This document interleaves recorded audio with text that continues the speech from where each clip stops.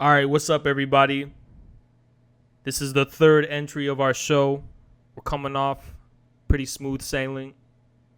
We did pretty well with our last episode, got 280 views, and we're hoping for slow and steady growth so that eventually we will be the ultimate influence. No, I'm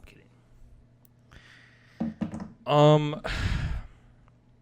We have a we don't have from we don't have a new.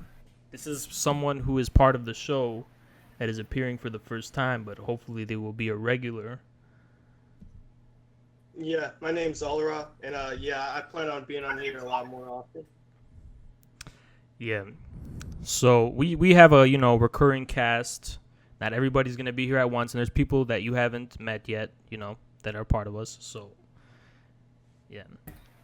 So one of the things we wanted to cover was some recent developments going on in the Middle East, and the reason that I specifically found it significant was because I feel like the current debate and conversation that's going on among leftists about the Middle East and U.S. imperialism and stuff, it doesn't really care about what's going. It's really oblivious to what's going on in particular, right? It's just focusing on this dichotomy between the anti-imperialists and the U.S., as though there's no actual history going on in the Middle East itself. And I find it really interesting how right under the noses of leftists in general, I don't know, Western leftists or maybe just leftists in general, there's a lot of history that's going on right now and formations of power that nobody's really paying attention to.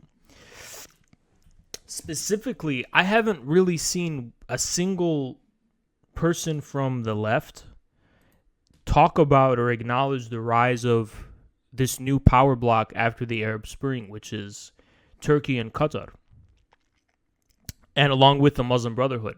And right now, this is actually the central conflict in the Middle East. So the people who are telling you that the central conflict right now in the Middle East is between the Shia and the Sunni, you basically have a really narrow understanding of what's going on. That's the past, you know what I'm saying? But here on Infrared, we're showing you shit 5 steps ahead, you know what I'm saying? So basically what's going on is that I think the reason that the Shia and Sunni conflict, so to speak, is reaching its limit is because of Syria specifically. Long story short, the way I would put it is that Iran and its Shia allies, right, are pretty explicitly Shia Islamists, so to speak. But then you find in that Iraq and most especially in Syria, right, it's only superficially allied with the Shia bloc because, the ruling family, the Assad family, is Alawite. But Syria is a secular state. Not only is it a secular state, but it represents an earlier form of statehood, which the Shia bloc, Iran and its allies, have outmoded politically. Right? It represents the kind of Cold War strongman, not only that, but the sovereign nation state, so to speak. So in a sense, Syria has some uncanny similarities with Egypt, and Syria also has some uncanny similarities with the new Saudi Arabia, which is aspiring to be more like these kind of authoritarian secular states. So you have an interesting kind of quagmire going on, so to speak. Actually, the real conflict isn't the Shia-Sunni conflict. It's this rise of the Muslim Brotherhood, and more specifically, this kind of neo-Ottomanism, which is more fundamental, or you can say more general than the nation state. It subsumes the form of the nation state. It's beyond the nation state. It represents a certain civilizational and social formations that the European nation states were unable to conquer, but which can be delimited by the former Ottoman territories. So right now what you have going on in Libya is this conflict is reaching its is really ramping up in Libya, where the two sides, Haftar, which is supported by the, let's call them, for shorthand, the secular strongman states, versus the Muslim Brotherhood aligned, Turkey aligned, Qatar aligned GNA. So we're right now under everybody's noses, and this has been happening through the whole year. No one's been paying attention to it, to my knowledge.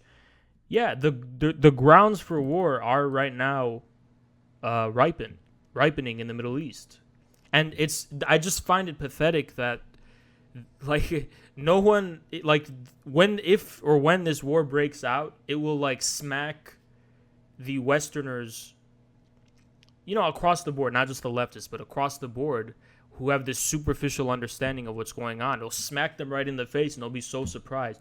What? I didn't know Turkey. Yeah, the central conflict is between Turkey and Saudi Arabia. That is what has been going on for a long time. Qatar and Turkey versus Saudi Arabia, the UAE, Egypt, and others. And I think this is why it's kind of a blindside, and I am obviously anti-imperialist, obviously, but it's a blind spot for most Western anti-imperialists because none of these two sides you can say the U.S. is on one side or the other. Actually, this division between the Neo-Ottomans and the strongmen is actually reflected politically in the U.S. in terms of the political division. The Democrats are more likely to be sympathetic with the post-Arab Spring Muslim Brotherhood types, and the Trump Republicans are more likely to be sympathetic with Saudi Arabia and Egypt. So this is a glimpse of a post-American situation. This ain't just about American imperialism. This is the world after America. It's what's going on after America, It's not all about the U.S. So Turkey's increased its military intervention. Russia is putting its foot there. Everybody's piling on. Yeah, people are watching. France is kind of underlooked. France is taking the side of the authoritarian strongmen. But this general rise of Turkey has been really neglected, I think, just across the board. Turkey the Ottoman Empire did not just disappear. The unique social formations and civilization corresponding to it didn't just occlude into the depths of the past. It's reemerging in a way similar to how a lot of other kinds of civilizations, including the Iranian kind, emerged in the latter part of the 20th century. And Turkey's mark upon the Middle East, the social formations that corresponded to Ottoman rule, have persisted through time. So that's something to pay attention to and keep an eye out for. And I just wanted to bring it up. It's kind of like with Turkey, at least. Correct me if I'm wrong, but it's kind of like an internalized multipolarity in terms of this millet system, Mm-hmm. and that this is the vision that has survived since Ottomanism and what they see. But I don't know the Saudis, besides Wahhabism, I can't pronounce these. Yeah, I think the Neo-Ottoman response would, well, actually I think Iranians and others think this way too, is that Saudi Arabia isn't a real nation. It's named after a family. It's a family, yeah. Yeah, there was historically the BHAZ region, which was Mecca and Medina, and you had the Sharif of Mecca, and that was a kind of region, but it wasn't in like you said a millet of its own in terms of like a specific proto-national or national formation. So that's why even just intuitively, although it doesn't map perfectly, that's also why it kind of makes sense this division of U.S. politics and who Republicans and Democrats align with maps on also to the Middle East, because obviously the Republicans and kind of support, at least Trump's Republicans in support of this kind of if I can say unipolar, if it works here. Well, unilateral. Well, as of John Bolton, it was unilateralism. Yeah. But John Bolton's gone now. Yeah. But you still have Pompeo, so it's kind of, I don't know what's really going on. Yeah. Yeah, finish what you were saying. But yeah, Trump is closer to, and his people, they're more sympathetic with the Saudi and the Egypt and so on, because they're the Western style dictatorships, so to speak, using Yeah. the language of the enemies. Yeah, and I was just gonna say that's why the neo-Ottoman, the Islamists who represent the new Islamic civil society, they see people like Sisi in Egypt, but especially they see people like Salman in Saudi Arabia, and they see the UAE, they see these Gulf countries as just gangster-like mafia dictatorships that don't have any historical roots in the people. And I think they're right in that regard. I'm obviously not aligned with them or agree with them, but that would be a fair characterization. They are kind of mafia, gangster, crackpot, despots. Egypt is a little bit more ambiguous because of the Nasser era, but especially I'm talking about Saudi Arabia and the Gulf states. Yeah, that's kind of how it is. Yeah. It's kind of interesting. It had me thinking with the last show's interview, but regarding empire in this kind of metaphysical or I guess Dugan sense, why Russia and then Turkey, maybe this is wrong-footed, but don't they possess somewhat similar geopolitical visions in terms of, in this sense of empire, in terms of in terms of many forms being subsumed within one singular political formation? You know what I mean? Like in Russia, you have many different, republics or oblasts. And then in Turkey, you have obviously the millet system. It's kind of reflected in a similar way, but they're competing visions. Yeah, that's the key word, is that they're competing visions. They don't have this. They obviously don't have the same vision, and that's why. Yeah, it is ambiguous. Not to ramble on this topic, but during the big conflict in 2015 between Turkey and Russia, the person who mediated the talks between them supposedly was Dugan himself. And he mediated this talk on the basis of, okay, Russia and Turkey are similar kinds of civilizations against the Western modernity and so on. Yeah, but I think still there is a fundamental difference, which is that Russia still is more on the side of the military nation states because that is a reflection of its unique. It's ambiguous. You have to think really dialectically, and it gets confusing, But yeah. I would say Russia is the frontier of these kinds of nation-state style formations of the West. I guess it's almost like they're competing about what is the center, although the vision is obviously something which is federated, whatever. What's the center of this new or multilateral region or world or whatever? Yeah, I think we could just say almost like East versus West Rome. Well, I wouldn't put it that way, maybe less but hostile I think we could just say safely that they're competing polarities. They're rivaling polarities. It's a breakdown of the League of Nations, the United Nations, the Brotherhood of Nations, the Commonwealth, of whatever you want to call it, of globalism, and these rivaling polarities which are vying for the mantle of globality.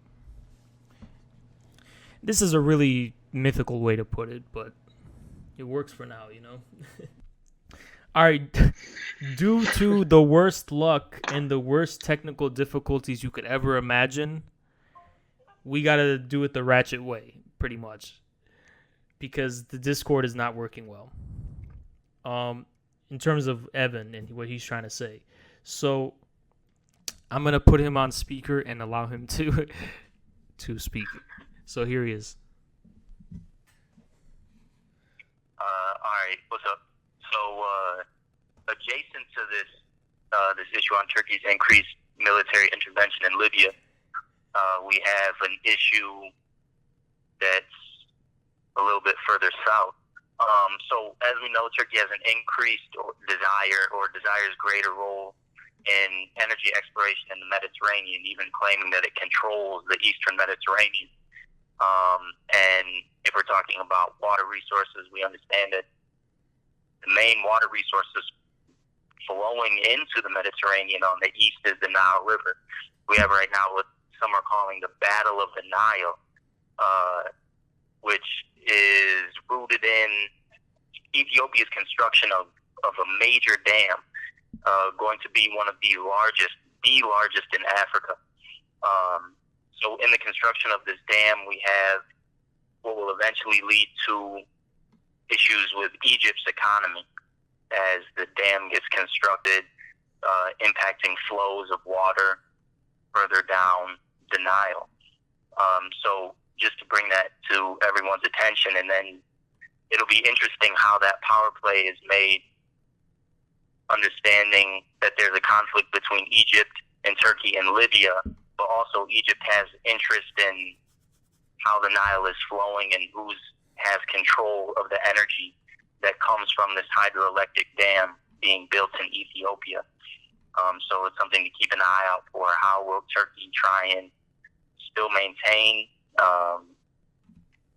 its control in Libya while still at the same time trying to have greater control of what's going on in the Mediterranean and along the Nile? Yeah, it's really interesting you bring it up because another extension of, even though I don't know, no, historically it is, another extension of the Neo-Ottomanism is Somalia. Turkey and Somalia are really good friends right now. Turkey's investing a lot in Somalia, and they're like this, you know? And so Turkey's right there, you know? And I think historically Ethiopia and Somalia have problems, right? They're historically enemies, right? Well, depends on how far back historically you go, but yeah, since colonialism, the scramble for Africa, and yeah, yes, there have been geopolitical issues there. Yeah, that's interesting. Yeah. I mean, that's definitely a site of where things are happening. But we know when you throw Ethiopia into the mix, it's very interesting because Ethiopia is outside of this, and it's like it's its own civilizational node in a way, right? Ethiopia is neither it's not an extension of the Ottoman past, so to speak. So it's not entangled in this drama in that way. It represents its own kind of civilization. And I think in terms of the established powers, I think that would place Ethiopia closer to China. Because I think from what I've seen, a lot of times Chinese people, investors, when they talk about how Ethiopia reminds them of how China was in the past, you know, Right. with its current situation. Which is funny too, because if you go even further, you come to find out that Ethiopia is in fact even older than China. Oh yeah. I mean, yeah. That's like, yeah. We go that far in the past. It's, yeah. I'm talking more of like very recent though. You know. Right, of course. The next thing we wanted to get into was this whole business concerning the statues. So as of recent, I think a week ago or 2 weeks ago, it's become a phenomena that people are pulling down statues in the U.S. and the U.K., and it's like a big thing going on. Let me pull up this shit. Hold up.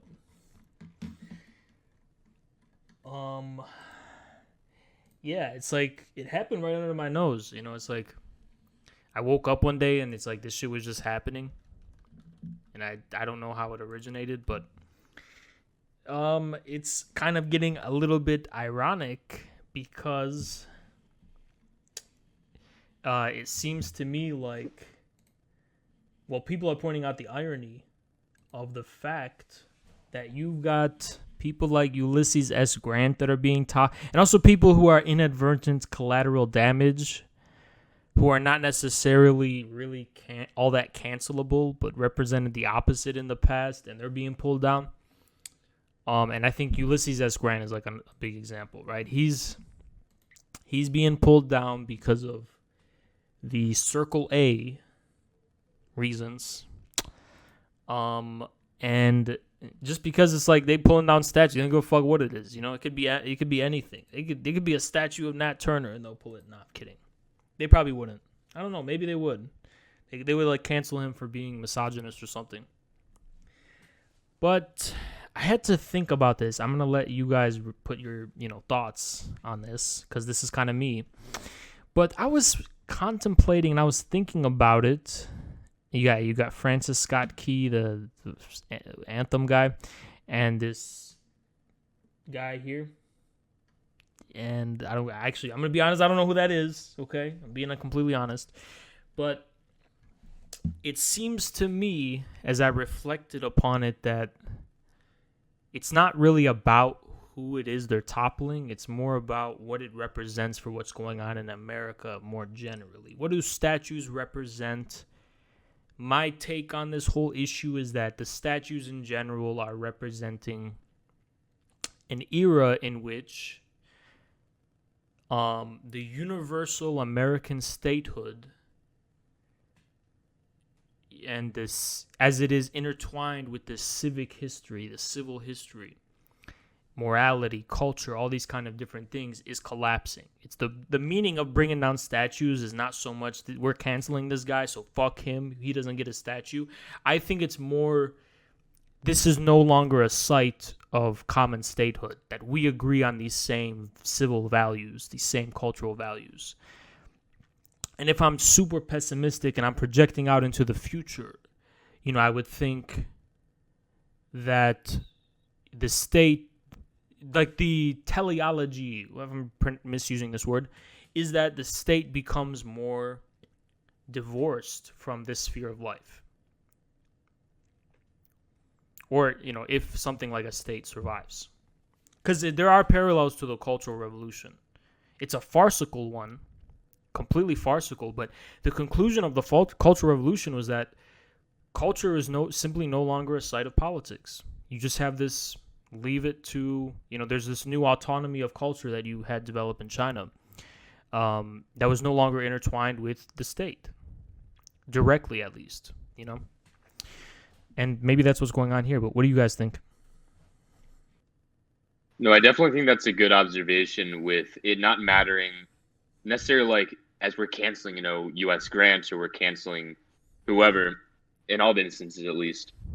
But it probably does make a difference on who it is that's actually tearing down the statues. If it's like that one video, right, of just this kind of leather-clad anarchist, whatever, just like tearing down shit to tear down, or if it's actually something that's like done by protesters themselves.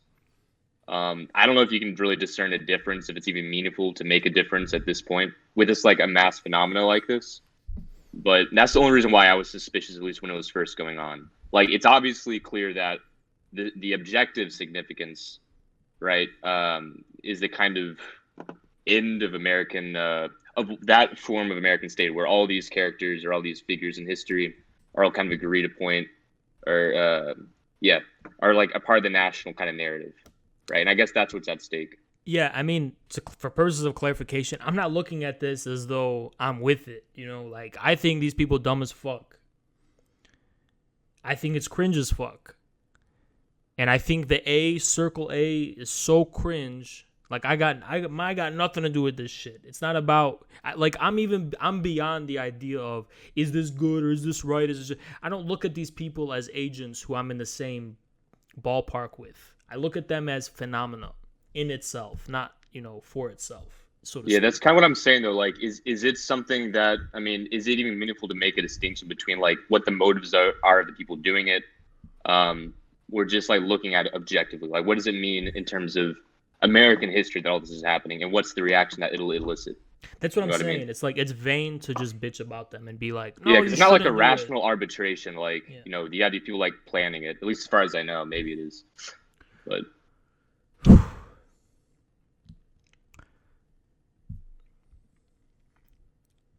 yeah, what's weird though? I don't know if this is right. It probably isn't. But the first statues I saw toppled, like as a part of the Black Lives Matter thing, they weren't even here. They were in England, right? It was those. It was like statues of people. It was the same kind of vision, but it was. That's when they boxed up Churchill. They had thrown in the water. I forget who, but like a prominent slave trader in England, right? They dumped him in the water. That was, I think, weeks ago, right? And then after that, Sorry. Actually, you're wrong. Really? Yeah, I have no idea. You know where it That's actually the first started? one I saw. Like, but where it started, it was some real shit. Yeah.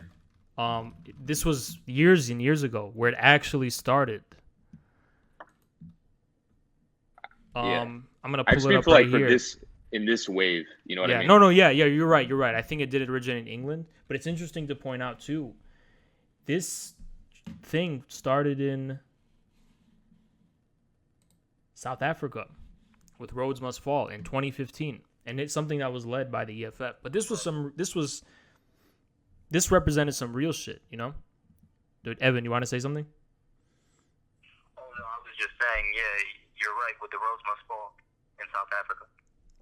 Yeah, but here's the difference. In South Africa, this was on the basis of the post-apartheid, a real political transformation that was won by the black masses there. So this wasn't just some pathological bullshit in South Africa. It's the same for the same reason that in China, the Cultural Revolution wasn't just some pathological bullshit. There was, it was in the context of Soviet style state socialism and so on. It represented something real. But then the West comes and they do some fake cringe bullshit. And that's pretty much the story of the Western left in general. But yeah, guys, go on. If I didn't interrupt anyone.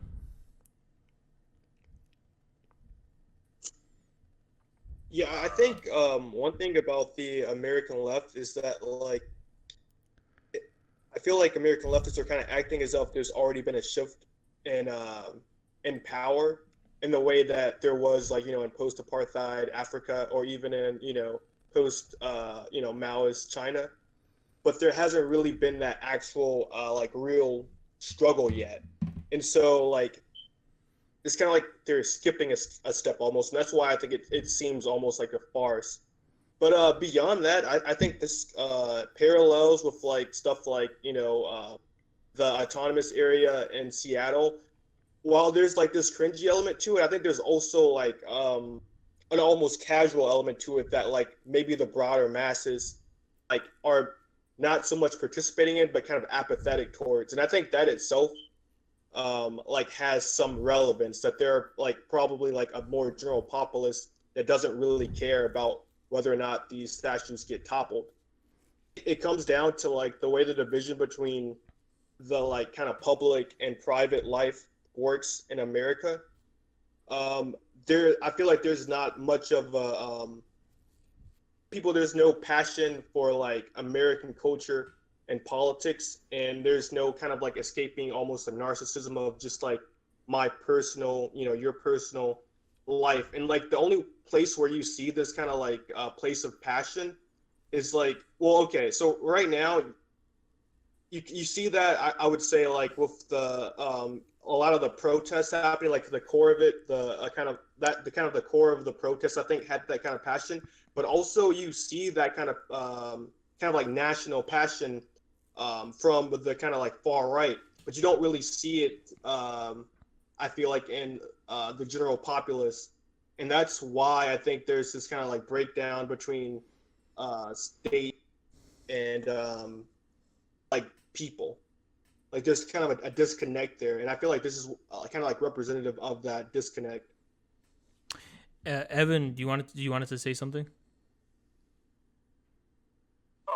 Well, I'm having a real difficult time hearing, so I don't know if what I say is going to contradict anybody, if it's just completely out of left field.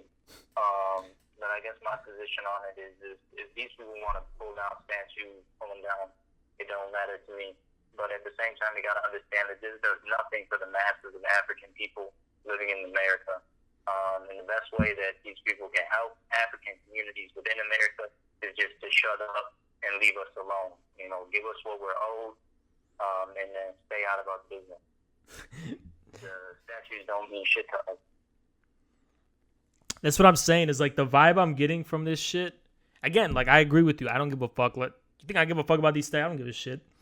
But the vibe I'm getting, the reason I find it cringe, is because it's almost like they're whitewashing and they're making it seem like, oh, I'm going to tear down these statues and that means I'm pure now. And it's kind of whitewashing, right? It's kind of making it seem like they're creating some kind of pure, moral, virtuous world or society. Like, oh, we got rid of the statue of this asshole. Now that means we are a virtuous society. We don't have to burden ourselves with the real and material realities of racism and slavery and colonialism and all that shit. You know what I'm saying? Right. It doesn't absolve That's what a lot of the symbolism is. That's like why there's so much like heavy like symbolic gestures being done by the left is because there hasn't been like any like real material struggle that's been carried out and like fought, and so like there's kind of this kind of like pseudo or like false like victory parading is because like there hasn't been that real struggle. Yeah, it's almost like they want to tear down the things that remind them of what's already objective and material, and that once this is done, the mission's accomplished. We've teared down Robert E. Lee's statue, defaced Mount Rushmore, and things are good. But this always follows, right? Yeah, I mean, the Confederate stuff, I get more. Yeah, and I don't think it's that cringe, so to speak. I don't really care, but it's like it's a little bit less cringe to me, the Confederate stuff. But now they're just canceling like all these random people. It's kind of and I think that's a lot of common people's instinct. Like I've seen people saying shit like, "Okay, the Confederate stuff we get because that was built during Jim Crow." Yeah, all that stuff is new. All that stuff is built in the 1950s. Yeah. I think even on our state house, it just came down in 2015, 2016. But we had like the battle flag up there. Yeah. Right? But it was just taken down. But now that we have the Circle A people, let's call them that, because I don't like calling them anarchists, but whatever. The Circle A people, now they're doing it to Ulysses S. Grant. You're just trying to rile the population against you. You're not doing shit for black people. Correct me if I'm wrong. I can be corrected. You're not doing shit for them. All you're doing is making your own people hostile to you and riling them up against potentially other people, causing problems for other people. Instead of, you know what I mean? You know what I mean by that? Or you're just like, you're giving porn. We talked about it before, about this kind of giving pornography to the right wing. This eroticism that's going on. Yeah, this is just like another kind of, in some instances at least, another kind of just like transgression, like just how far can we push the boundary until, we get a backlash or like it's just performative. You know what I mean? The Confederate stuff, not so much, but like U.S. Grant. Yeah, but there's an interesting contrast that I also wanted to point out, which also has to do with Seattle, but specifically, this.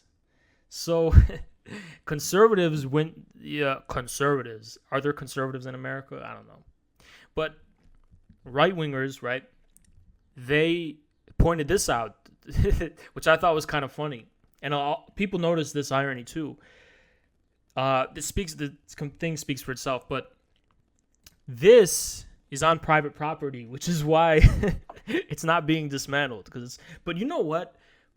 I'm fucking around, right? I don't actually identify this way, but my dengist instinct makes me love that this is on private property and like agree like that this is historical progress, in a sense. Because when I talked about this divorce of the state from culture that's going on, and how this is no longer something that is that like the real in a sense, there's truth to the fact that this statue is on private property, symbolically or whatever, right?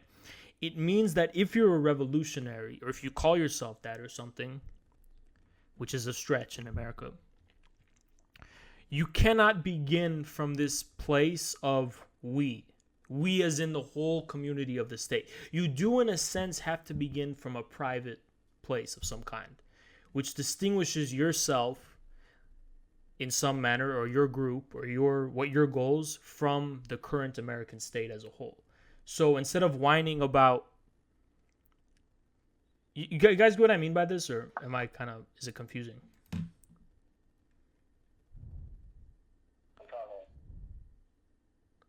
What's up?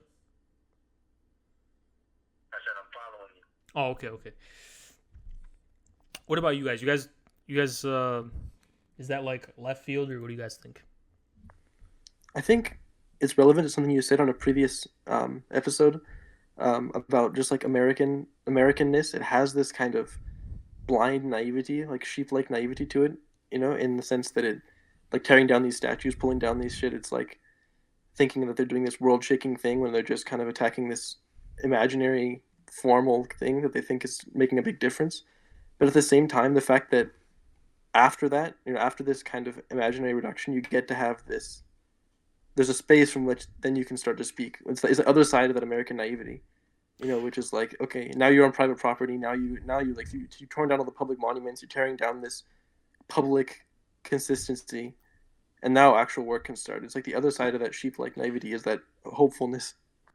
Yeah, I mean, I don't know about the naivety thing. I think that was something a little bit different because I don't see these Circle A people as truly naive in that innocent sense. I think that they're they're past the stage of naivety and they're in psychosis. They're psychotic, and it's not so much that I think that the pulling down the statues opens up new possibilities. It's just that I think there's something stoic, if I'm pronouncing that right. There's something stoic and more respectable on my part of just having a Lenin statue on your private property. Like, you're withdrawn from society, so to speak, in a way that I find relatable in that sense. Like, you're not saying we should tear down or put up any statues. You don't even respect universal American statehood as the fundamental site of revolutionary struggle. That's kind of more what I meant by that. Like, even if the statues stayed up and no one tore them down, it would still stand, if you get what I mean. Another example of Lenin is also having a new significance in Germany. So while in the UK and in France there's threats, I don't think it's happened in France, of this whole statue thing has become a global phenomenon. But if you want to take, what do they call it? The optimism. What is the word? The meme? The white pill or some shit? If you want to do that, there's Lenin statues are being erected, or the fact that they're standing. I think it's interesting because it makes sense historically, right? These old statues represent the vestige of liberalism and democratic liberalism, and Lenin represents. I think the Seattle one's even more accurate, right? Because it's almost like this already won. It's already the case. It's just Americans haven't realized it. Lenin has already triumphed. You just didn't know it because you're too stupid. Yeah. So that's another. Sorry, is my mic working now? Yeah, I mean, I can hear you, so. So you're just saying Lenin won because we're basically all living in socialism at this point, especially in the West. Yeah, or, socialism won. So what's going on in the West is purely negative and destructive. It's just revealing that fact. Here's another example that I find heartwarming.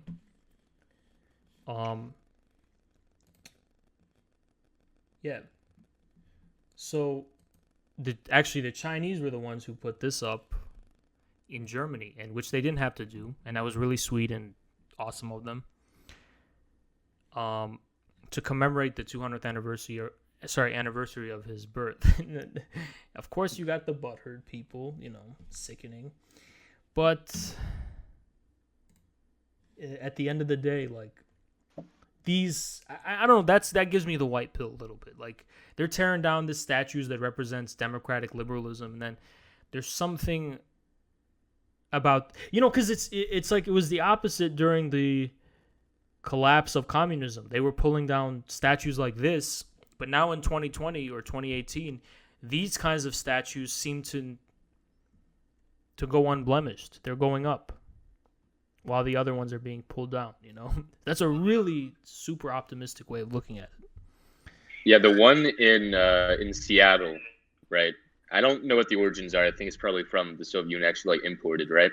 But apparently it's used by the locals for festivities and shit. Like it's something that's kind of just like in the background. There's not like a political significance to, at least as far as I know.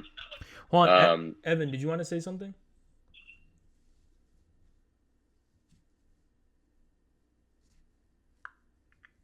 I'm sorry. Yo, were you trying to say something or? Oh, I'm not sure if we were about to be on the same page, but I just found it was nice to watch the response from the audience, how positively people are responding who are there. So I think that's a testament to as well to the legacy and the consciousness. You mean the Lenin one? Yeah, both Lenin and Marx. True, From it's the, true. Yeah. From the various videos that I had seen on Twitter, the people who were there, it's being received very positively. Yeah, you're right. You're right. Yeah. What were you saying, Jacob? Sorry.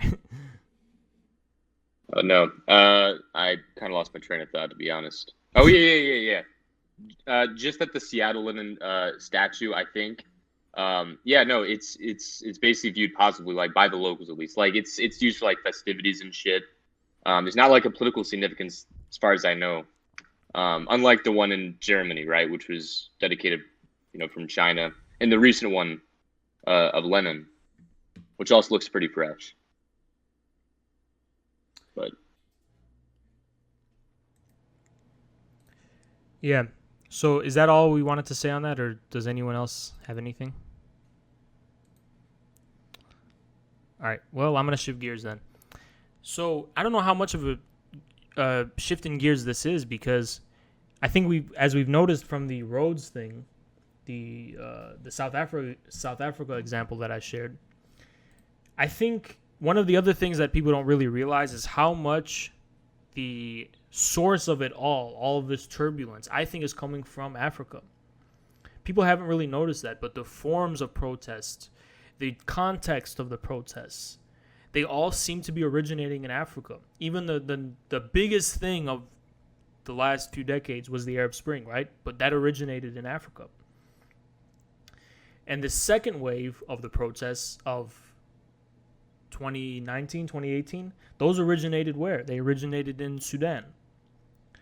And all over Africa, you're seeing these explosions of civil unrest. And again, not that I care because they're dinosaurs at this point, but the Western left isn't paying attention or giving it any significance. They're focusing on whether they should tear down the statue of I don't even know at this point. Of fucking yeah, or the fucking Ronald McDonald statue or some shit, While some real shit is going on. Look at this. You got in Mali, nobody's paying attention. But all over not formerly colonized by France, West Africa, and this has been something that's Evan, when do you think this unrest originated? I think it was 2018 or 19. What particular in Mali? With the protests against the C-Franc or the CFAC, whatever it's called. I'm not sure when it originated, at least widespread, but you can guarantee that there's always that national element to the issues. There's always that. So from the initial colonization of the country, of course, there's going to be upheaval. Yeah, well, I think this is specifically.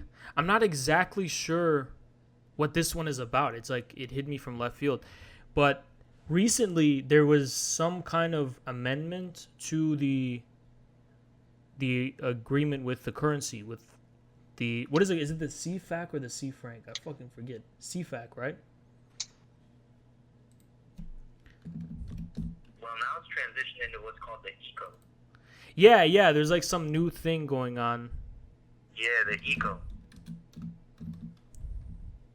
The ECO. Yeah. Wait, do you know more about it? Because I forgot. I completely forgot about. Well, it's a neo-colonial currency still, so they're replacing the old, what was various French colonial currencies with this ECO. but it basically functions in the same way. It's a way that France can pretend to no longer be in African affairs, but still continue to control their currency. Yeah, I mean, that's another thing. Currency politics in general is one of the most important driving forces of what's going on in the world today. And this is like a huge side of that. You know, I don't think we could we could explain the whole thing about how that works, the CFA, the ECO, how that arrangement's going on, but it suffices to say that the crypto, it's another way to plug in cryptocurrency, right? A really easy way to. There's trouble in the sphere of currencies, so to speak. That's the shortest way to put it. Yeah, I just wanted to share that because it's interesting. You'd think these would have... Here's an interesting thing. I'm not, complaining. I'm just saying, why should I attribute more significance to this bullshit statue thing than what's going on in Mali? You know? Why should I pay more attention to some fake shit than this real shit? So if you were a real one out there and you're a Marxist, maybe the thing you should be focusing on isn't so much the bullshit that's going on in America and the UK, but focusing on these things that aren't getting a lot of attention because they do influence what's going on in our countries in ways that people don't really understand. Again, the statue thing, that's old news for South Africa. So imagine what things like this would be for, you should think in those terms. Be ahead of the game if you want to be a good Marxist, Think ahead of the game. Don't think that what's going on in the media and what's getting all the buzz is the real side of the real shit that's happening.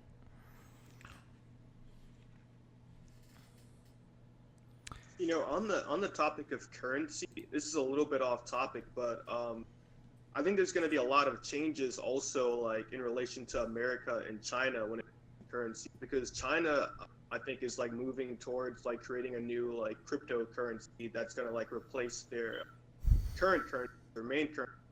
And with like the US like doing so much right now to like kind of like inflate the market, I kind of wonder like if the US dollar is going to like continue to be like invisible going into the future, because like this is a pretty like special moment where like there's such a big yeah.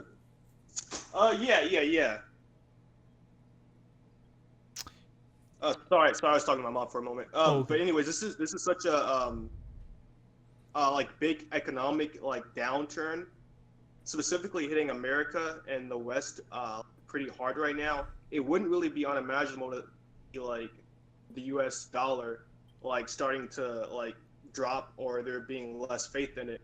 And then like coinciding with this again is like the rise of like cryptocurrency, specifically like in China. China's kind of leading the way with that. Yeah, you're right. It was just recently that they announced the Central Bank of China's unrolling their cryptocurrency, their digital currency. And that's why they're probably going to say, Mark Zuckerberg, let's have a conversation. Because they shut his shit down with Libra. But now that they're seeing China's doing it, they need to capture it. Guys, the most important, I'm talking to the audience, most important thing is the people. It's the most powerful driving force of all events and all things, right? And what is the situation of the Earth's population? It's actual people. You have this migrants coming from primarily Africa, actually, but even intra-continental within Africa. And there's this niche that needs to be filled, which is a common non-national currency, or at least a digital, more abstract, politically neutral, so to speak. It's never politically neutral, but at least more than the fiat type of currency. And U.S. is going to see that it's going to need to compete with China to fill that niche. And Libra is willing to step up to the job. So this will give the Silicon Valley companies in the U.S. more power. Even though China is doing it centrally from the state. But the U.S., what is the American state going to do? Like it's the dinosaur, they're going to have to turn to Silicon Valley. Everything, listen, guys, audience, the stars are aligning in ways. Open your third eye, man. You know what I'm saying by that? Is like Look at this cultural shit going on. Look at all the controversies going on, even with the police things. When you abstract it from Black America and just focus on purely negatively what it's doing for white America, you're seeing a transition from the democratic America to Silicon Valley type, mostly tech dominated, something else, which China already is ahead of the game in, and other countries are already ahead of the game in. But all the stars are aligning. You know what I mean? You should always think of things in terms of that way. I think, I think too, what will also be interesting is making the connection between the Black Lives Matter protests that are taking place in the United States, as well as those that are taking place globally, connecting those with the protests, the anti-imperialist protests going on in Mali and throughout the African continent, in what should soon be emerging a newfound Pan-Africanism and Pan-African identity. Yeah, I noticed that.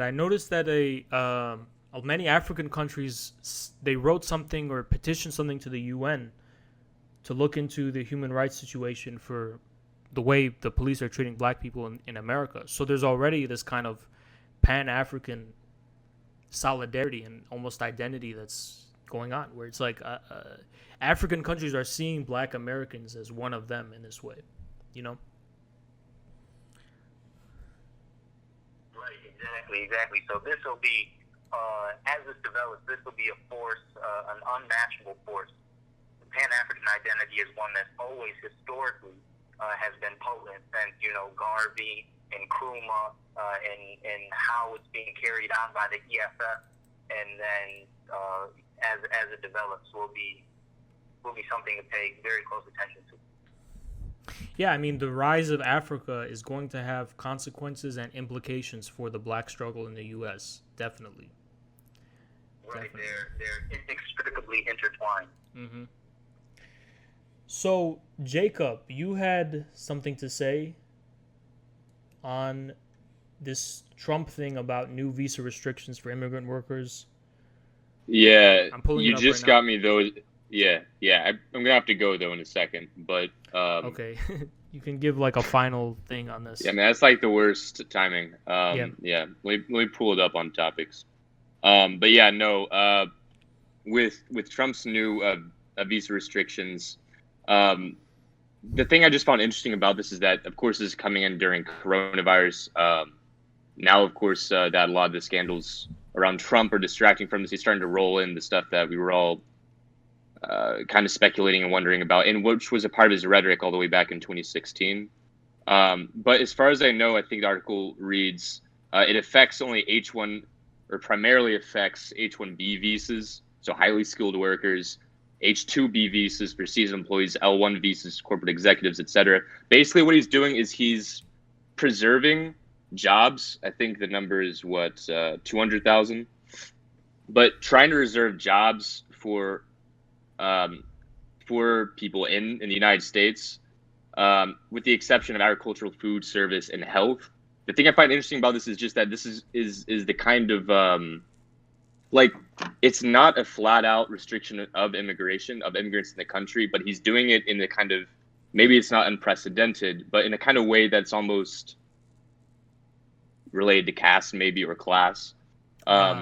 Which also, not to whatever you want to call it, but yeah, go ahead. But it's also, again, the stars are aligning, because what is being chipped away at? It's in California, right? That's where all of these immigrant workers, which are going to be remaining, is still going to be filled with. But continue. Yeah. Again, the stars are aligning, because what is being chipped away, as far as this is concerned, is the citizen as the ultimate subject of statehood. You're having new categorizations that are outside of the sovereign citizen endowed with all of the rights corresponding to statehood, which is already the case in, again, we talked about a long time ago how this is similar to the Foucault distinction, but not as bad. That's different because that's internal to one nation. This is a new caste system. Yeah, so the way in which the decline of democracy is playing out in the U.S. is giving rise to these new monstrosities. But at the same time, I'm not a conservative who's saying we need to resist the winds of change. I think the whole point for the left is that what it needs to do is it needs to seize the hegemony of this post-democratic transition. Just kind of, Yep. I guess, to recognize it as something objective in a new terrain of struggle is the way I would put it, rather than something which can be resisted just based on whim or based on prior intuitive or theoretical oppositions, right? Because it's almost like post-Mao China, right? Yeah, it's like... But.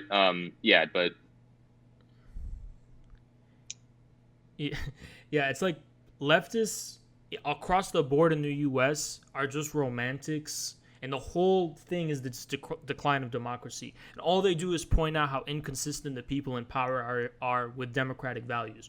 Oh, you're not lining up with the democratic values you claim to believe in. Okay, because the liberal democracy's in decline. Fucking get over it. You know what I'm saying? Get over it. Get ahead of the game. Like, you know what I mean? Like, be ahead of it.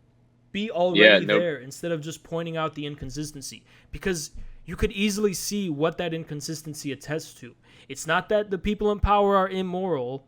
It's not that they're morally deficient or ethically deficient or don't have all the good ideas you have.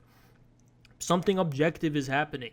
And the Circle A people, the most cringe people, they are literally just liberal Democrat romantics on steroids. They are the ultimate culmination of this new nihilistic, psychotic attempt to resist the winds of change. Yeah. And I'm just calling liberals at this point. Here. My fault, Luca. It's so laggy. I'm sorry. It's like one person talks. Yeah. Is that once again, like, if we're looking for this stoicism and this recognition of the objectivity of this change, Africa is again in the lead, because like the standard leftist humanitarian kind of reading on what's happening in the Maghreb right now is this kind of humanitarian failure. Look what all these civil wars is, they've become shithole countries. And then if you look at what's happening on the ground in the midst of intervention in Libya, in the midst of enormous unemployment in Tunisia, you see massive political engagement, huge protests, enormous political intervention on the part of the people of those countries. And the theme for me here is like this. It's about like life after death. Like the romantics fetishize and obsess over the death, but there's life after death. Life goes on, and then like there's something objective that happens after that. Yeah. And then I guess just one more thing, before I do actually have to go. But just with regards to the restrictions on immigration that Trump is introducing, I don't know the history of immigration policy in the United States that well, right? But what I do know is even if this is not entirely novel in terms of segmenting it, right, in terms of we're reserving these jobs for Americans, that's not really what's important, because what is important is that the stars, as you said, are aligning in this way that even if this is nothing novel, this kind of restriction now, it aligns with everything else in such a way that it's a novel situation, right? Or it's a new objective situation. It's everything. That makes sense. What's going on has been in the making for decades. Yeah, and it's just now starting to burst forth. Yeah. But all right, I gotta go. You gotta go. Okay, see you later, man. Okay, bye. So before we get to the last, before we get to save the best for last, Luca decided to curse me by making me have to reference the... Should I even name this person? Should I even prescribe upon them adjectives? Because I feel like I'm fueling their life force. Fucking Nathan Robinson. Alright. So, okay. I'm not gonna, I will take 5 hours just blasting this person, okay? I'm not going to get into it. I don't think we have time to get into it. We need like a whole episode dedicated to this fucking person because of how much they trigger me. And you know what? When someone triggers you, you lose. I understand that. I admit I lose here because this guy pisses me the fuck off. Looking at him pisses me off. Even his name has come to piss me off. And his voice pisses me off. And seeing his writing, I can't help but read it in his voice, which triggers me a lot. So, Luca, you have some explaining to do. So, you wanted to talk about this article, right? I mean, it's hard to exaggerate. I mean, I have a hard time even reading anything he's written, but especially this little spat between him and Crystal and Saga from Rising. Just the exactly. the degree of self-confidence in one's own blindness to attack Crystal and Saga as, oh, isn't right-wing populism just fascism? Like, just like the like confidence in one's own dogmatic disposition towards the world. You have to feel sorry. Like, you have to just feel sorry. Like, you're also for someone like that to ossify and just look at this world as this dead thing. It's like you have to feel just like this pathetic creature. Yo, listen, I don't even really care about the content of his argument in this article.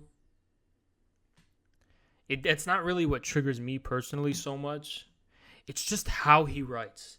It's like, even if I agreed with what he was saying, like the way he puts the people in quotations is as if this isn't a meaningful word.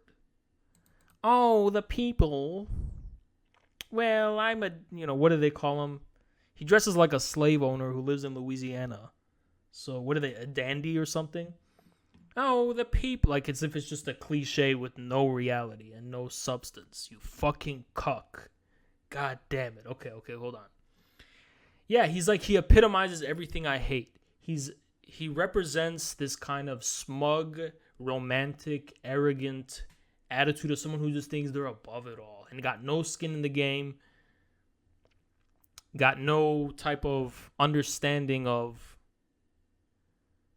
being put through hardship of some kind, even self-imposed hardship, like, wouldn't boot camp solve all problems for people like this? Like, send him to boot camp and he'll understand. Like, you got to wake up at 5 a.m. and run 10 miles or some shit. By the end of that, you'll get that smug expression off your face. But, so what is he trying to say in this article? He's saying, isn't right-wing populism just fascism? Well, in essence, maybe. But the phenomena doesn't always coalesce and reach its actual essence. There's ambiguities, Robinson. So not every expression of right-wing... See, even the word right-wing populism, it's like, that just means the right wing has taken hegemony, It's not like a clear set thing. There's ambiguities. And because of cucks like you, that's why the right-wingers win. Because let's say you're some Joe Schmo living in Germany or some shit, or France. Who are you going to choose between? Huh? A guy who dresses and looks and sounds like you, or a right-winger? People respect strength. People respect boldness. These are basic things. Like, you can't even... Why do you even talk? Why do you even exist? You do nothing but harm the left. Even if we can even agree that there is a left, so to speak. Can safely say that someone like Robinson actively would not want to associate with the people, because for him the people is like, they're like too proximate, too gross. They're not fitting into his nice little categories well enough. Like, it's not like he even wants to associate with those people. No, his whole shtick is basically like, wearily and smugly looking upon the phenomena of the world and thinking, I'm so smart and superior. Like, that's all he fucking does. That's the only conclusion of his position. He doesn't even care about any of this. He's just confirming his chicken shit position, Well, like listen, Chomsky is Satan. You understand the source of this all is Chomsky, or do I have to explain that to the audience? That's a big pill you're gonna have to swallow. Chomsky's the one where all this position of the American left, which can be defined in this way. All I have to do is be morally and ethically consistent, and to hell with the world. That's the Chomsky disease, the American disease. And the American left needs an exorcist. Chomsky's an old guy, so I'm not going to shit on him. But needless to say, his influence is poison. And he should retire. Or at least American leftists should forget about him.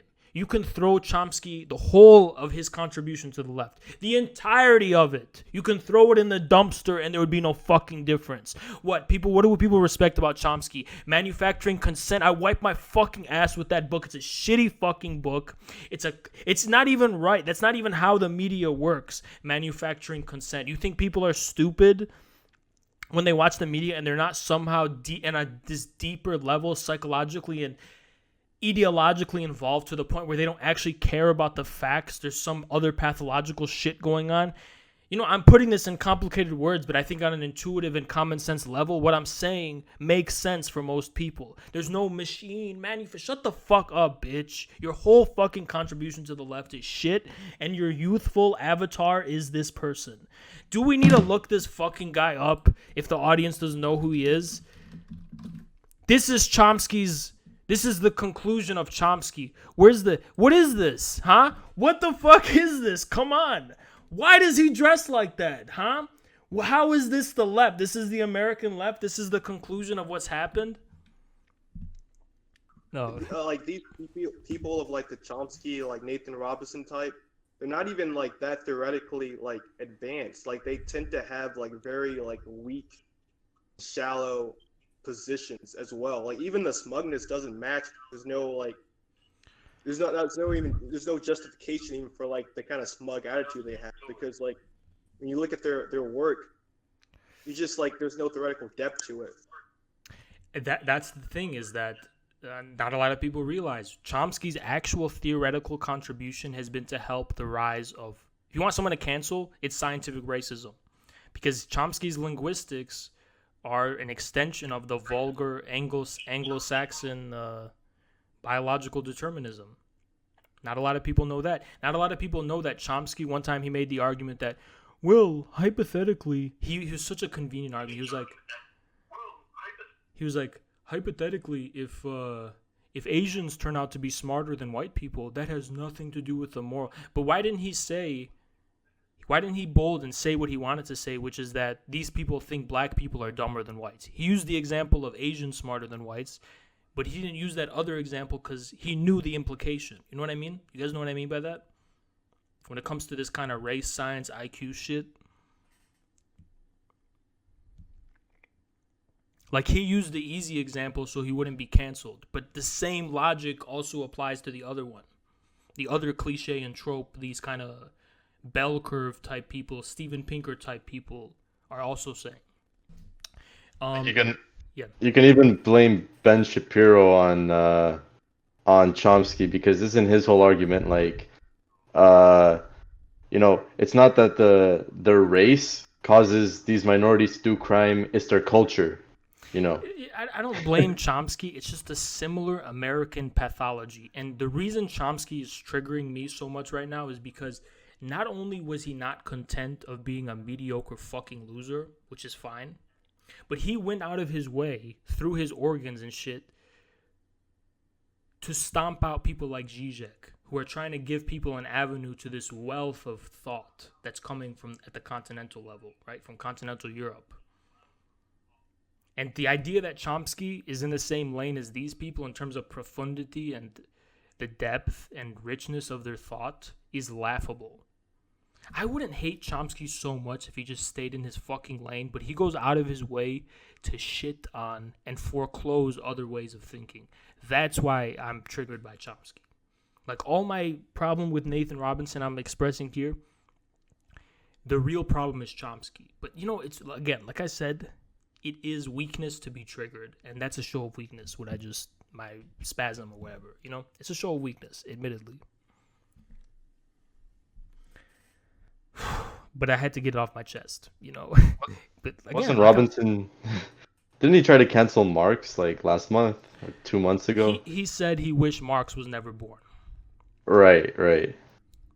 which is interesting to say. Again, we should have had a separate episode for this, but that's fine. That's interesting for him to say that because how convenient. If Marx never existed, Nathan Robinson, then people like me would take his place. People who think like me, right? Or people like the people here. Like, convenient for you that he would have never existed, but someone would have taken his place. So deal with it, He was like talking about, oh yeah, the Hegelianism doesn't make you, because you're stupid, peanut brain. I'm sorry, that reflects your stupidity, no one else. How tragic that the left actually managed to win power in certain points in history. How tragic for him. Fuck. But like I said, blame Luca. You know what I'm saying? Because he's the one. Current affairs. He's the one who shared this. You just open up that shitty publication. Let me do it. Just look at the title. I mean, look at the cover. Way it's built. Like, yo, now it's we're a fucking okay because we opened this special rabbit hole. temple. Because we opened this rabbit hole, I don't know if we should save this for another episode. Maybe we should. All right, so for the very last topic, we wanted to cover BHAZ, Black House Autonomous Zone. So Chaz kind of cringed me out when it first happened, but I'm gonna not lie about this. This kind of impresses me. BHAZ impresses me a little bit. Because it's like right in front of the White House. It doesn't excite me. I don't think it's revolutionary, but it's kind of like a flex, Like it's right in front of the White House in the capital city. So if they actually I don't know what's going on now. If they pull it off and it lasts as long as Chaz does, I think that would be impressive. What do you guys think? A little more pessimistic. I'm worried that it's already been co-opted by the Democrats. It's just going to become an anti-Trump thing. So I'm a little pessimistic. Yeah, I mean, that's given, but it's like it's in the White House, Or it's like right next to the White House, so. Exactly, and that's my thought. Just based on its location alone, already gives it more.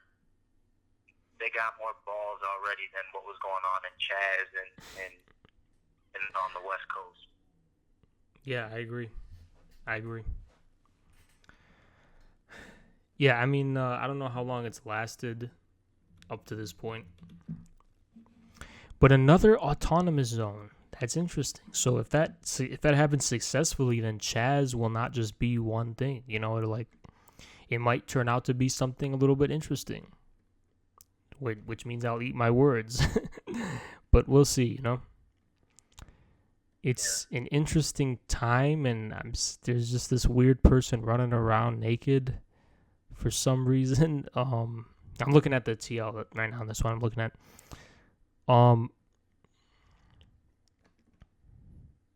Did Trump say this? He said, there will never be an autonomous zone in Washington, D.C. That's why I kind of wanted to win. It's like he seems pretty triggered about it. It's kind of funny. Apparently they're saying BHAZ is no more. I don't know what's going on. Yeah, I mean, I just wanted to say that's a little bit more impressive than the Seattle one. Because Seattle's already a weird city. Washington, D.C., that's a flex. But unfortunately, maybe as one last thing to leave off on. You have a lot of people trying to play the revolutionary. But then they complain when they get tear gassed and go to jail. Do you guys agree with me that if you go out in public and say you are the revolutionary and you are the anarchist, you should be willing to face any consequence? You can't use the excuse that I'm scared for my life or I'm scared to be arrested, or I'm scared to be beaten, because you're saying that. So you should stand by what you say, or don't say it, which is also very respectable. I respect people who wouldn't say that and are just be having a normal protest. When you say you are the revolutionary and we are conquering this area, you best stay put and face all those bullets. Exactly. All the whining stops from that point forward. If you're going to make that claim and assume that title, the tradition, the history, the culture that comes with it, you stop whining. Quit your bitching from that point forward. Stop asking daddy for shit. And stop asking everyone for money to bail you out. Yeah, right. Exactly. And stop being like it's an injustice. Acting surprised when the police respond the way that they do. How the fuck? That doesn't even make sense. Because, most normal common sense people look at that shit and they say, no, we're not trying to do that. We don't want to go to jail. We don't want to be, I have kids at home. I don't want to be killed. I just want to be in a peaceful protest. And we're not going to make these grand, I respect that 100%. But I have a problem with these Circle A people making all these bold claims and then complaining when there's, look, if you want to have a BHAZ and have it be this big thing, then stand by it or just don't do it at all. Same thing in Seattle. Exactly. All they have is like the thing from Monty Python where he's like, look, I'm being that scene from Monty Python where like the peasant is being taken away by the knights and he's like, help, I'm being oppressed. That's all the left. That's the only thing they have up their sleeve at this point. Look at what they're doing to us. Yeah, but at what point do people just not give a shit? Right. Yeah, exactly. You can't even support something like that. It's one on principle. You can support something where, even if you don't necessarily agree to it, you can support somebody who sticks by what their word, and owns up to what they're saying. But you have no respect. You can't garner any respect from anybody for claiming this autonomous zone or pretending to be a revolutionary or an anarchist and then continuing to bitch. You can't garner respect from anyone, even people who disagree with you, even people who agree with you. There's something wrong there. 100%, yeah. I mean, it's honestly the white radicals. They go to the max, but they don't want to deal with the max consequences. Exactly. Or they want to complain about them when they happen. And call that praxis. Did you guys notice this? I'm not going to rant about it, but how is it praxis to just do what you already know will happen? Isn't praxis where you give yourself to an unforeseen consequence? How is it praxis when you already know what's going to happen? I think a lot of that is there's a disconnect, a generational disconnect. Because I've been in conversation with older elders who have participated in various movements and whatnot, and they have a completely different understanding. I've heard them talk about praxis, and there's an understanding there that younger generations don't have. And there's got to be a connection, an intergenerational connection, so that these younger generations can understand what they are, what they're continuing, and it's not some fake shit that they act like it is. So yeah, I mean, that's the thing is that if you're under 30, let's say, 99% of the time, there's very rare gems, but 99% of the time, it's like the disconnect is so great that it's hard to have any kind of hope for you. Right. And I think it's the responsibility of the younger generation to make the connection with the older generation, not the other way around. The older generation doesn't owe you shit. That's yourself, and then go to the elders, the ones who know.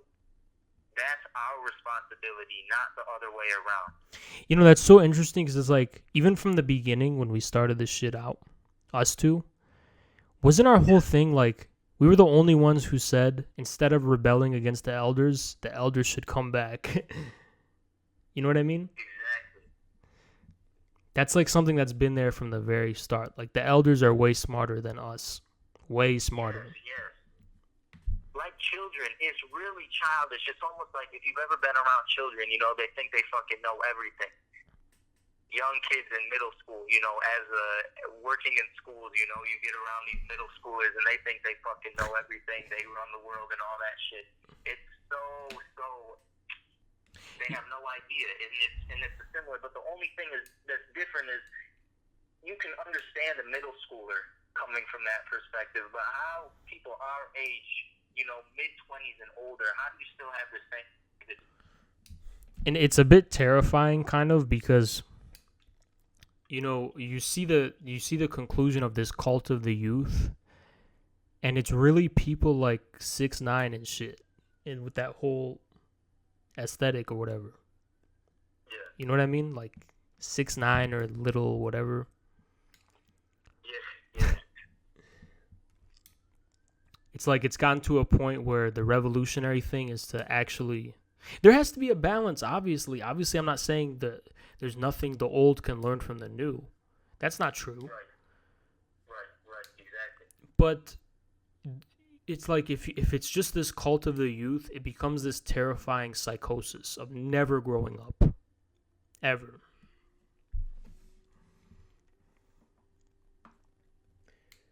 But the older generation, elders owe us nothing. It's yeah, our responsibility. It's our responsibility to learn from them, to go to them, and gain their wisdom.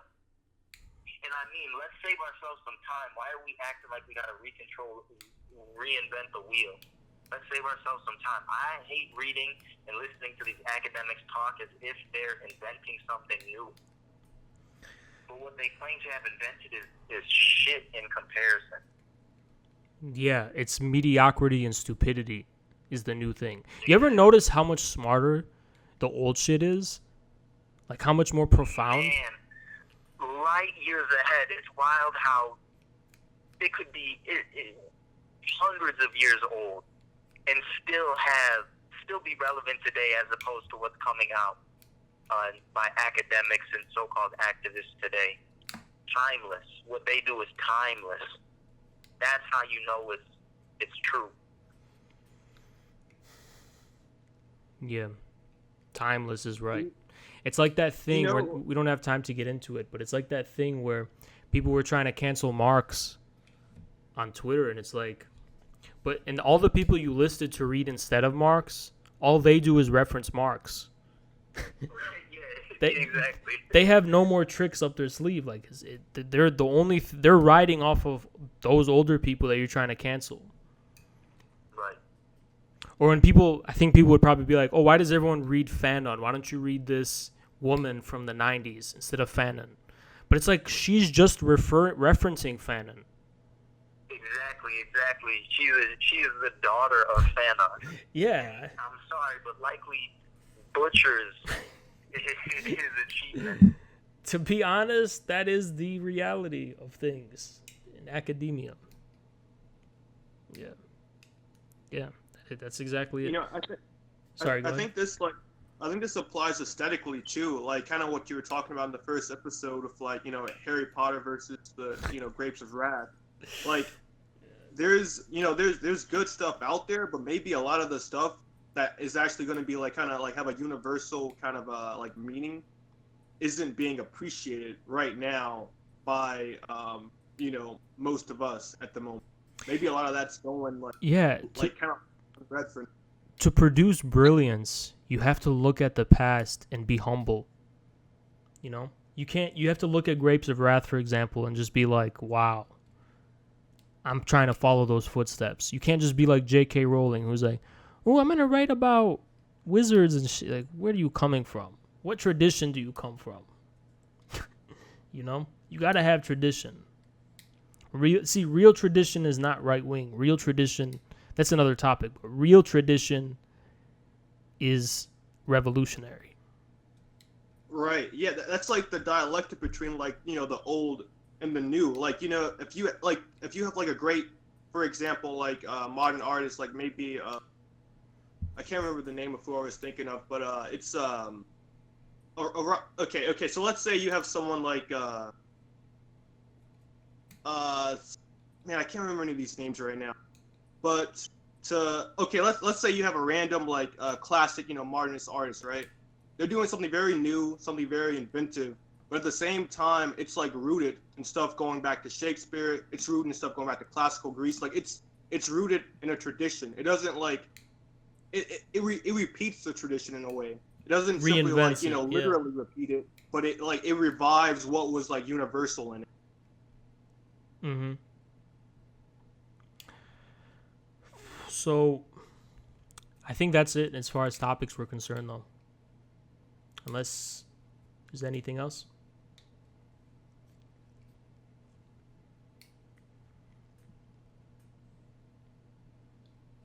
Yeah, I think we hit all the topics. There is something I wanted to comment on when we were talking about like the stars aligning and kind of this shift, or like kind of the end of liberal democracy. I think one thing that would be very helpful for Westerners to like realize is that like the end of liberal democracy is not the end of democracy.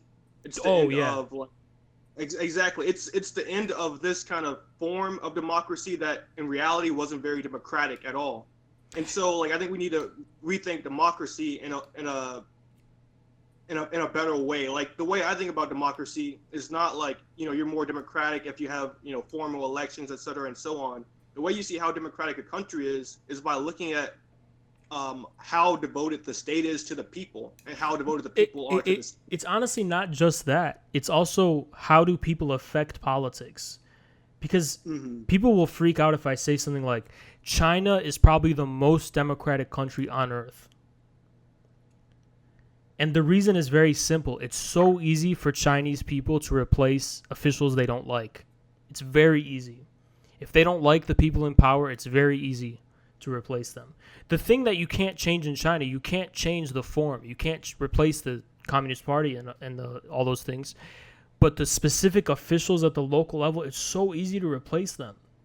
Yeah, that's true. Even with the coronavirus response, the mayor of Hubei, he got replaced by the mayor of Shanghai. In the that's U.S., completely unimaginable. Yeah, in the U.S., you got mayors entrenched, generational, and all this oligarchy. It's in China. It's so easy for people to change policies that they want more. You just can't. You can't change you can't overthrow the party itself, but the party stands for the whole people. So you can change policies and all these things. If you have a policy that you think is a good idea, you're going to have a lot easier time going through the machine in China to change and reform things than you would in America. Yeah, that's true. And I think a part of that also is because of like how like localized like the relationship is between state and people as well. Like, in China you have like, for example, with like the war on poverty in China, for different communities, they have different people working there, different policies for those specific communities. And so there's more of a direct kind of like local relationship versus like this abstract relationship with like this center power. It's a lot more federalized than like it seems in like the Western imagination. And so that makes it a lot easier, I think, for there to be like a direct relationship and like for people to have a more direct effect on who their local officials are. I agree. But yeah, that's all I wanted to talk about. I think we hit all the main topics we had lined up, though. All right, so I think that wraps it up.